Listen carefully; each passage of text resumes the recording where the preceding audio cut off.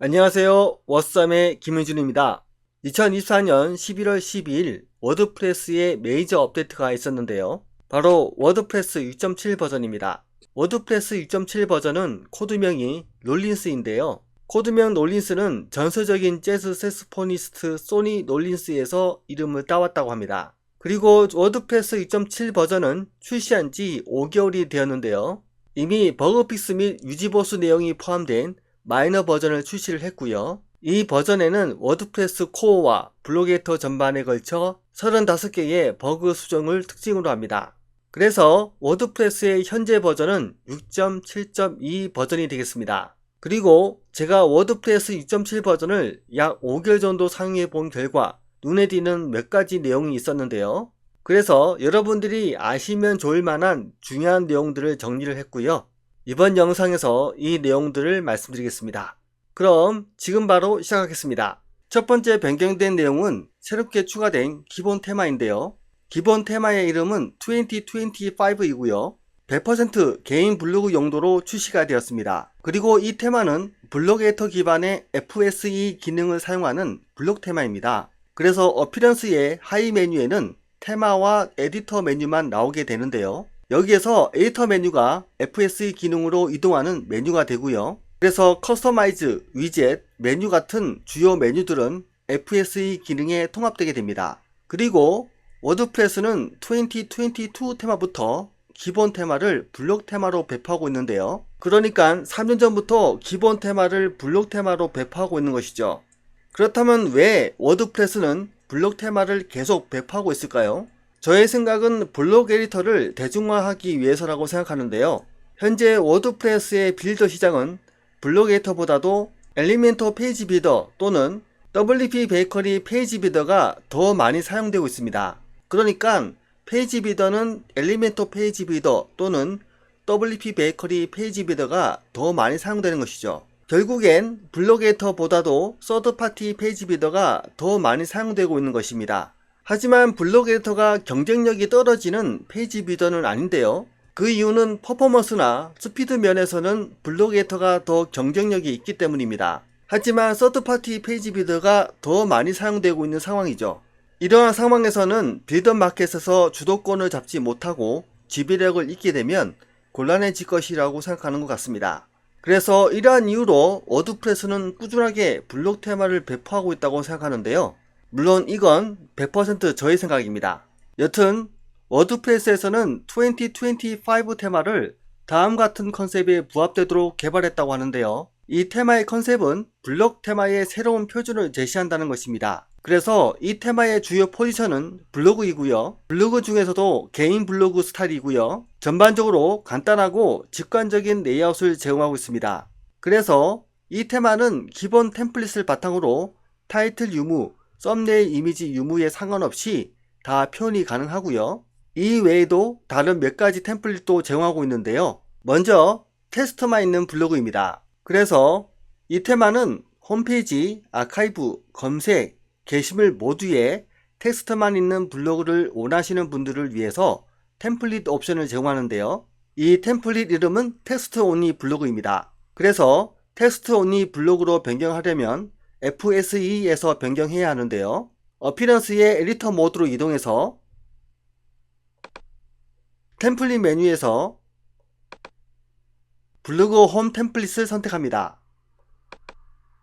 그리고 우측 사이드바의 템플릿 탭의 하단에 있는 디자인 옵션에서 텍스트 온리 블로그 템플릿을 선택하면 됩니다. 그래서 이렇게 세팅하면 메인 화면이 텍스트만 보여주는 템플릿으로 적용됩니다. 그리고 이 테마는 포토 블로그 템플릿을 제공하는데요. 포토 블로그 템플릿은 주로 사진이나 사진 기반의 포트폴리오에 적합하게 제작되었다고 합니다. 그리고 이미지 중심으로 다양한 목적으로 사용할 수 있도록 설계했다고 하는데요. 여러분들이 직접 사용해 보시고 경험해 보시면 될 것 같습니다. 그래서 이 경우에는 포토블로그 홈 템플릿을 선택하면 되고요. 그리고 이렇게 세팅하면 메인 화면이 썸네일을 중심으로 보여주는 템플릿으로 적용됩니다. 하지만 이 템플릿을 다시 기본 개인 블로그 스타일로 변경하고 싶다면 리셋을 해야 하는데요. 템플릿 메뉴에서 블로그 홈 템플릿의 옵션 아이콘을 클릭해서 리셋 메뉴를 클릭하면 됩니다. 그리고 이 테마는 뉴스 매거진 템플릿도 제공하는데요. 그래서 이 경우에는 뉴스 블로그 홈 템플릿을 선택하면 되고요. 그리고 이렇게 세팅하면 메인 화면이 뉴스 블로그 홈 템플릿으로 적용됩니다. 그리고 뉴스 블로그의 경우에는 두 가지 템플릿을 추가로 더 제공하는데요. 뉴스 위드 블로그 사이드바와 뉴스 위드 피처드 포스트 그리드 템플릿을 더 제공합니다. 그래서 뉴스 위드 블로그 사이드바 템플릿에서는 사이드바를 제공하고요. 뉴스 위드 피처드 포스트 그리드 템플릿에서는 큰 썸네일 이미지를 제공합니다. 그리고 기본 뉴스 싱글 포스트 템플릿에는 콘텐츠 오른쪽에 사이드바가 포함되어 있는데요. 싱글 포스트 템플릿 적용법은 뒤에 설명을 드리겠습니다. 그리고 이외에도 헤더 관련된 템플릿을 제공하는데요. 이 템플릿은 버티컬 헤더를 제공합니다. 그리고 당연히 컨텐츠는 우측으로 정의를 되겠죠. 그래서 템플릿 이름은 홈페이지 포 라이트 얼라인 블로그입니다. 그리고 이 템플릿은 컬럼 블록으로 구성된 분란 레이아웃을 채택한 것이 주요 특징인데요. 그래서 메뉴와 사이트 제목이 왼쪽의 좁은 영역의 수직으로 배치가 되고 모든 컨텐츠는 오른쪽에 배치가 되는 구조입니다. 그리고 이렇게 세팅하면 메인 화면이 홈페이지 포 라이트 어라인 블로그 템플릿으로 적용됩니다. 그리고 이 테마는 싱글 포스트 관련해서도 몇 가지 템플릿을 제공하고 있는데요. 싱글 포스트는 템플릿 메뉴에서 싱글 포스트 템플릿이 그 역할을 합니다. 그리고 똑같이 우측 사이드바의 디자인 옵션에서 템플릿을 선택하는 건데요. 첫 번째는 포스트 위드 레프트 얼라인 콘텐츠입니다. 이 템플릿에서는 왼쪽 상단에 타이틀과 작성자, 우측에 썸네일, 하단에 카테고리와 컨텐츠를 표시하는데요. 전반적으로 좌측 정렬로 되어 있는 오프셋 레이아웃입니다. 그래서 이렇게 세팅하면 포스트 컨텐츠가 포스트 위드 레프트 얼라인 컨텐츠 템플릿으로 적용됩니다. 그리고 두 번째는 뉴스 블로그 싱글 포스트 위드 사이드바입니다. 이 템플릿은 뉴스 블로그 템플릿에 맞춰져 있는데요. 그래서 블로그 홈을 뉴스 블로그 홈으로 선택했을 때 이 템플릿이 유용합니다. 그리고 세 번째는 싱글 오프셋 포스트 위드아웃 피처드 이미지입니다. 이 템플릿에서는 타이틀이 커지고 타이틀 아래에 카테고리와 구분 라인이 있고요. 이 구분 라인 아래에는 왼쪽에 작성 일자가 있고 우측에 컨텐츠를 표시합니다. 그래서 전반적으로 두 개의 컬럼으로 구성된 레이아웃을 특징으로 합니다. 그리고 이렇게 세팅하면 포스트 컨텐츠가 오프셋 포스트 위드아웃 피처드 이미지 템플릿으로 적용됩니다. 그리고 네 번째는 포토 블로그 싱글 포스트입니다. 이 템플릿은 포토 블로그 템플릿에 맞춰졌고요. 블로그 홈을 포토 블로그 홈으로 선택했을 때 이 템플릿이 유용합니다. 그리고 다섯 번째는 텍스트 온리 블로그 싱글 포스트입니다. 이 템플릿은 텍스트 온리 블로그 템플릿에 맞춰졌고요. 블로그 홈을 텍스트 온리 블로그로 선택했을 때 이 템플릿이 유용합니다. 그리고 여섯 번째는 라이트 얼라인 싱글 포스트입니다. 이 템플릿은 버티컬 헤더 템플릿에 맞춰졌고요. 블로그 홈을 홈페이지 포 라이트 얼라인 블로그로 선택했을 때 이 템플릿이 유용합니다. 그리고 이 테마는 페이지 관련해서도 템플릿을 제공하고 있는데요. 페이지는 템플릿 메뉴에서 페이지 템플릿이 그 역할을 합니다. 그리고 똑같이 우측 사이드바의 디자인 옵션에서 템플릿을 선택하는 건데요. 일곱 번째는 포토 블로그 페이지입니다. 그래서 포토 블로그를 만들 때 페이지에 이 템플릿을 적용하면 포토 블로그 레이아웃이 적용되고요. 여덟 번째는 페이지 템플릿 포 더 라이트 얼라인 블로그입니다. 그래서 버티컬 헤더 블로그를 만들 때 페이지에 이 템플릿을 적용하면 버티컬 헤더 레이아웃이 적용됩니다. 그리고 마지막 여덟 번째는 페이지 노 타이틀입니다. 이 템플릿에서는 오직 컨텐츠만 있는데요. 타이틀, 썸네일, 작성일자, 작성자, 태그를 제외하고 오직 컨텐츠만 표시하고 싶은 경우에 유용합니다. 그리고 이 템플릿을 적용하기 위해서는 페이지 메뉴에서만 가능한데요. 우측 사이드바의 페이지 탭에서 템플릿 옵션에 페이지 메뉴를 클릭하고요. 그리고 수압 템플릿 항목을 클릭합니다. 그럼 딱 하나의 템플릿이 나오는데요. 이것이 페이지 노 타이틀 템플릿입니다. 그래서 페이지에서 컨텐츠를 작성 후 이 템플릿으로 선택 후에 배포를 하면은 오직 컨텐츠만 보여줍니다.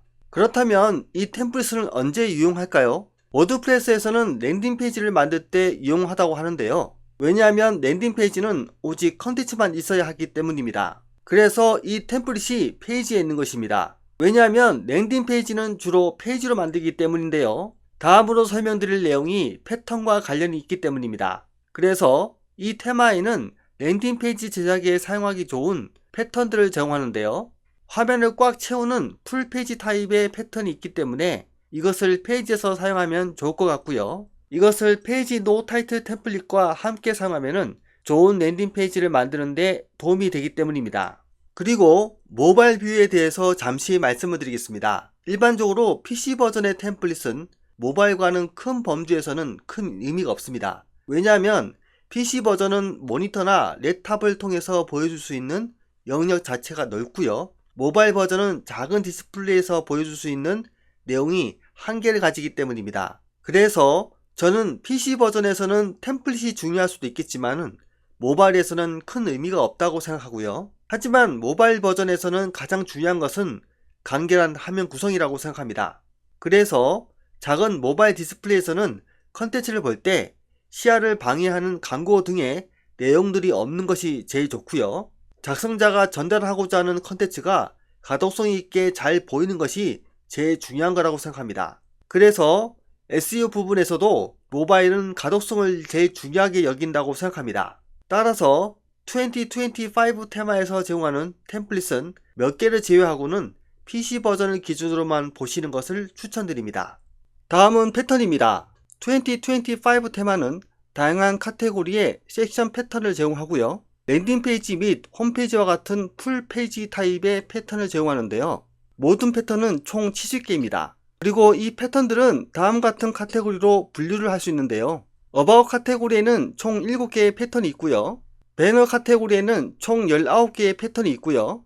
콜 투 액션 카테고리에는 총 13개의 패턴이 있고요. 컨택 카테고리에는 총 3개의 패턴이 있고요. 피처드 카테고리에는 총 16개의 패턴이 있고요. 푸터 카테고리에는 총 5개의 패턴이 있고요. 갤러리 카테고리에는 총 1개의 패턴이 있고요. 헤더 카테고리에는 총 5개의 패턴이 있고요. 미디어 카테고리에는 총 2개의 패턴이 있고요. 페이지 카테고리에는 총 11개의 패턴이 있고요. 포스트 포맷 카테고리에는 총 3개의 패턴이 있고요. 포스트 카테고리에는 총 4개의 패턴이 있고요. 서비스 카테고리에는 총 3개의 패턴이 있고요. 텍스트 모니나 카테고리에는 총 3개의 패턴이 있고요. 텍스트 카테고리에는 총 3개의 패턴이 있고요. 언카테고리즈 카테고리에는 총 3개의 패턴이 있습니다. 그리고 이 중에서 활용을 많이 할 것 같은 컨텐츠를 다음같이 카테고리로 분류해 볼 수 있을 것 같은데요. About, Contact, Call to Action, 서비스, 피처드 등입니다. 그리고 랜딩 페이지 또는 풀 페이지 패턴을 활용하기 좋은 예시는 다음 같은데요. 참석 또는 초대 대상 이벤트, 비즈니스 웹사이트, 커밍 순, 개인 프로필, 도서 출간용 랜딩 페이지, 이벤트용 랜딩 페이지, 팟캐스트용 랜딩 페이지, 포트폴리오 웹사이트, 쇼핑몰 메인 화면 등입니다. 그리고 2025 테마는 다양한 스타일을 제공하는데요. 다양한 색상 팔레트와 글꼴을 기반으로 총 9가지 스타일을 제공하고요. 이 스타일은 디폴트, 이브닝, 눈, 더스트, 애프터눈, 트와일라이트, 모닝, 선라이즈, 미드나이트 등입니다. 그리고 각 스타일별로 다른 색상 팔레트를 적용할 수도 있고요. 그리고 각 스타일별로 다른 폰트를 적용할 수도 있는데요. 2025 테마의 기본 스타일은 헤딩과 파라그래프에 만러프 글꼴을 사용하고요. 그리고 색상 팔레트는 흰색에 짙은 회색을 더하고 노란색, 분홍색, 보라색 아센트를 사용합니다. 그리고 테마와 함께 제공되는 대체 글꼴은 베이루띠, 피라코드, 피라산스, 리터라타, 프라이파이, 로버트 스냅, 볼컨, 이서블 오피스입니다. 그리고 모두 구글 폰트이기 때문에 폰트.google.com에서 다운받을 수 있습니다. 그리고 2025 테마는 8개의 템플릿을 제공하는데요. 앞서 말씀드렸던 블로그 홈, 싱글 포스트, 페이지, 페이지 노 타이틀을 제외하고 올 아카이브, 인덱스, 404 페이지, 서치 리저트 등의 템플릿이 있습니다. 그리고 블로그 홈 템플릿은 메인 화면을 담당하는데요. 세팅의 리딩 메뉴에서 Your 홈페이지 디스플레이 옵션이 Your latest post로 설정된 경우에 이 템플릿이 노출됩니다. 그리고 게시물 목록을 보여주는 템플릿은 All Archive이고요. 그리고 검색 결과를 보여주는 템플릿은 Search Result이고요. 그리고 페이지가 없는 경우 또는 템플릿이 설정되지 않는 경우에 보여줄 대체 템플릿은 404 페이지이고요. 더 구체적인 템플릿이 정의되지 않은 경우 모든 페이지에 대한 대체 템플릿은 인덱스입니다. 그리고 2025 테마는 섹션 스타일을 제공하는데요. 이것을 활용하면 텍스트와 블록 스타일과 게시글 스타일을 변경할 수 있습니다. 그래서 텍스트 스타일은 사이드바의 블록 탭의 스타일 섹션에서 적용할 수 있는데요. 헤딩 및 파라그래프 블록에는 각각 스타일을 적용할 수 있습니다. 그래서 헤딩 블록에서는 디폴트, 디스플레이, 서브 타이틀, 애노테이션 스타일이 적용되고요. 그리고 파라그래프 블록에서는 디폴트, 디스플레이, 서브 타이틀, 애노테이션 스타일이 적용됩니다. 그리고 컬럼 블록은 총 6개의 스타일을 제공하는데요. 기본 스타일과 스타일 1, 스타일 2, 스타일 3, 스타일 4, 스타일 5가 적용됩니다. 그리고 일부 블록의 경우도 스타일을 변경할 수 있는데요. 예를 들면 리스트 블록의 경우는 리스트 모양을 체크 모양으로 변경할 수 있습니다. 그리고 게시물 형식에는 3가지 패턴이 포함되는데요. 오디오 포맷, 링크 포맷, 비디오 포맷이고요. 이 중에서 비디오 포맷은 포스트 포맷 네임 패턴으로 활용할 수 있고요. 그리고 오디오 포맷은 컨텐츠에 오디오 블록이 포함되어 있을 때 활용할 수 있고요. 그리고 링크 포맷은 컨텐츠에 링크가 포함되어 있을 때 활용할 수 있습니다. 지금까지는 2025 테마에서 제공하는 내용을 중심으로 말씀을 드렸는데요. 2025 테마는 기본적으로 블록 테마입니다. 그래서 블록 테마에서 제공하는 FSE 기능을 사용해야 활용도가 높은데요. 반대로 FSE 기능을 사용하지 않으시는 분들에게는 활용도가 낮습니다. 하지만 워드프레스 6.7 버전에서는 블록 테마가 아니라도 제공하는 기능이 있는데요. Edit Template and Page in Zoom In Out View 기능입니다. 이 기능은 게시글이나 페이지를 패턴으로 구성할 때 사용할 수 있는데요. 워드프레스 6.7 버전에서는 FSE와 블록 에디터의 우측 상단에 줌아웃 버튼이 추가되었습니다. 그래서 이 줌아웃 버튼이 패턴을 추가하고 편집할 때 용이하게 사용된다는 것이죠. 그래서 예를 들어서 설명을 드리겠습니다. 만약에 어바웃 메뉴를 만든다면 이 안의 컨텐츠는 구성상 페이지로 만들어야 하겠지요. 그래서 페이지의 Add New Page 메뉴를 클릭합니다. 그리고 이제는 Choose a Pattern 팝업이 먼저 오픈되는데요. 굳이 선택하지 않아도 됩니다. 그래서 우측 상단의 X 버튼을 클릭해서 닫고요.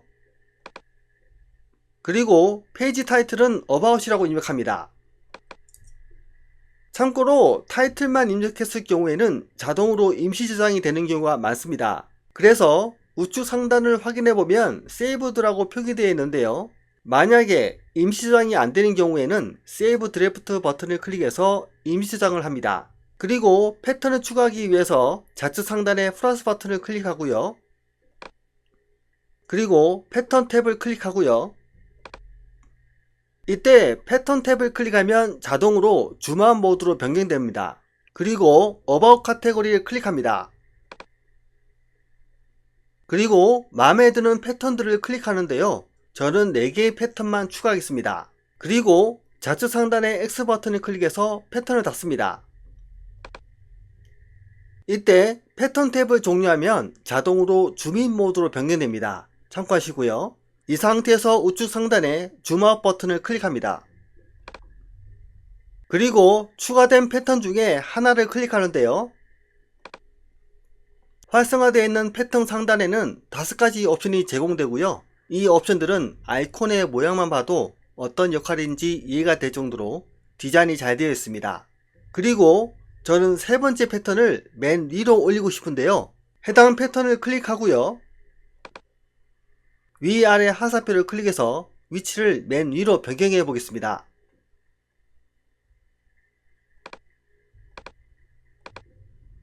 자, 변경되었죠? 그리고 해당 패턴을 더블 클릭하면 줌인이 되면서 편집 모드로 변경되는데요.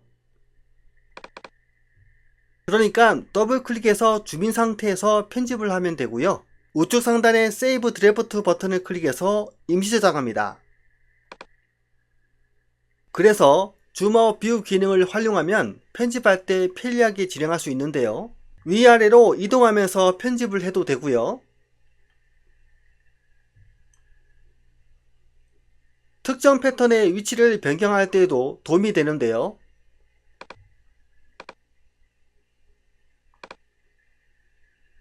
에디트 템플릿 앤 페이지 인 줌아웃 뷰 기능은 패턴을 활용할 때 사용해도 되고요. 템플릿 형태의 패턴을 활용할 때에도 사용해도 됩니다. 그리고 다음은 이미지 개선 내용입니다. 워드프레스 6.7 버전에서는 3가지 이미지 개선 사항이 포함되어 있는데요. 첫 번째, 워드프레스 6.7 버전에서는 HEIC 이미지를 지원합니다. 그래서 지금까지는 HEIC 이미지를 업로드하면 JPEG 포맷으로 변경해서 업로드하라는 경고 메시지가 나왔는데요. 워드프레스 6.7 버전에서는 HEIC 이미지를 업로드할 수 있게 되고요. 업로드한 HEIC 이미지는 워드프레스에서 보여질 수 있도록 자동으로 이미지를 변환하는데요. JPG로 변환되는 것입니다. 그래서 방문자의 웹브라우저가 HEIC를 지원하는지 여부에 관계없이 CMS에서 HEIC 이미지를 보고 게시물과 페이지에서 사용할 수 있게 된다고 합니다. 하지만 만약에 변환이 안되면 이미지 매직 서포터드 파일 포맷 항목을 확인해야 하는데요. 그래서 이 항목에 HEIC 항목이 있다는 것은 워드프레스가 HEIC 포맷을 지원한다는 것입니다. 그래서 여러분들이 테스트를 해보고 안되면 다음과 같은 경로로 확인하시면 되는데요. 툴 메뉴의 사이트 헬스 메뉴에 인포 탭의 미디어 핸들링 그룹에 이미지 매직 항목을 확인하시면 됩니다. 그렇다면 왜 JPG로 변환이 될까요? 이것은 아마도 애플 사파리 웹브라우저를 제외하고는 HEIC 포맷을 지원하는 브라우저가 많지 않아서 그런 것 같은데요. HEIC 이미지는 애플 기기에서 사용하는 기본 저장 형식이기 때문입니다. 그래서 애플 기기에서 촬영한 사진은 HEIC 이미지 포맷으로 저장되기 때문에 이것은 지원되어야 한다고 생각합니다. 하지만 이 기능은 설치형에는 적용되지 않고 가입형에만 지원됩니다. 이 점 참고하시고요. 두 번째, 워드프레스 6.7 버전에서는 레이지 로딩 이미지의 사이즈를 자동화합니다. 그래서 이미지를 로딩할 때 사이즈가 자동화되는데요. 이 자동화라는 것은 반응형 웹에 맞춘 자동화라는 것이고요. 이 자동화 기능을 구현하기 위해서 Enhanced Responsive Image 플러그인을 활용했다고 합니다. 세 번째, 워드프레스 6.7 버전에서는 블록의 배경에 이미지를 적용할 수 있도록 허용하는데요. 제가 테스트해 본 것은 버스 블록과 그룹 블록입니다. 그래서 백그라운드 이미지 옵션이 있는 경우에는 배경 이미지를 설정할 수 있고요. 그리고 이 배경 이미지도 다양한 옵션을 제공하는데요. 그래서 파일명을 클릭하면 이미지를 교체하거나 리셋할 수 있고요. 그리고 포컬 포인트 옵션에서는 배경 포인트를 설정하고요. 그리고 레프트와 탑 옵션에서는 포컬 포인트 옵션에서 설정한 것을 좀 더 정밀하게 설정하는데요. 이미지의 정 가운데를 포인트로 설정하고 싶다면 레프트 옵션을 50%, 탑 옵션을 50%로 설정하면 됩니다.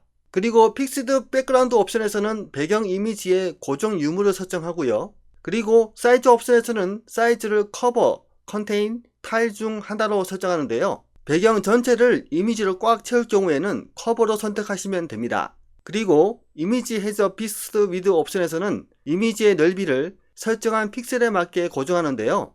사이즈 옵션을 커버 또는 컨테인으로 설정하면 비활성화 되고요.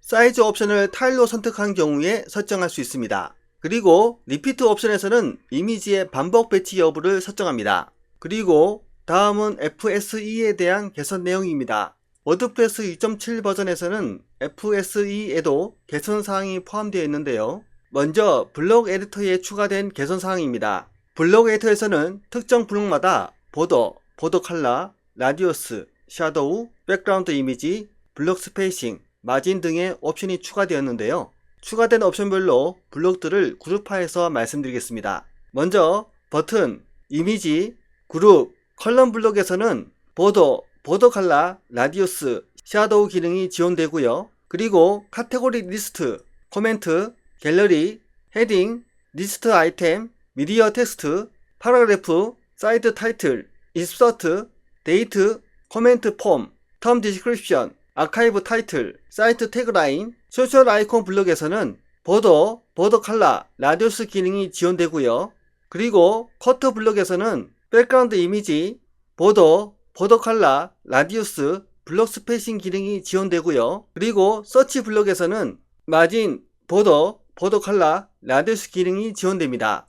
그리고 다음은 FSE에 추가된 소규모 개선 사항입니다. 그래서 FSE의 각 메뉴에는 편의성 성격의 개선 사항이 추가되었는데요. 첫 번째 개선 사항은 패턴 메뉴입니다. 그래서 패턴 메뉴에서는 한 라인당 보여줄 수 있는 컬럼 수를 설정할 수 있게 되었고요. 그리고 두 번째 개선 사항은 페이지 메뉴입니다. 그래서 페이지 메뉴에서는 사용자 인터페이스에서 필터를 숨기거나 추가할 수 있게 되었고요. 그리고 세 번째 개선 사항은 템플릿 메뉴입니다. 그래서 템플릿 메뉴에서는 테이블 뷰에서 열 순서를 커스터마이징 할 수 있게 되었고요. 그리고 네 번째 개선 사항은 FSE 전체에 추가되었는데요. 그래서 뷰 방식의 옵션을 더 많이 제공하게 되었습니다. 그리고 다섯 번째 개선 사항은 스타일 메뉴입니다. 그래서 타이포그래피의 폰트 사이즈 옵션에 폰트 사이즈 프리셋 옵션이 추가되었습니다. 그래서 이 옵션에서는 글꼴 크기를 사전에 쉽게 설정하고 편집해서 프리셋을 만들 수 있도록 사용자 정의 옵션을 설정하고요. 그리고 프루이드 타이포그래피 옵션을 제공하는데요. 이 옵션은 폰트의 최대 크기와 최소 크기를 직접 설정할 수 있도록 제공합니다. 지금까지 워드프레스 6.7 버전의 유용한 내용들을 알아보았는데요. 워드프레스 6.7 버전을 사용 중이신 모든 분들에게 조금이나마 도움이 되길 희망하고요. 오늘의 컨텐츠는 여기까지입니다. 지금까지 워썸의 김명준이었고요. 궁금하신 점은 댓글로 남겨주시고요. 좋아요와 구독도 부탁드리겠습니다. 그럼 저는 다음 컨텐츠로 다시 찾아뵙겠습니다. 감사합니다.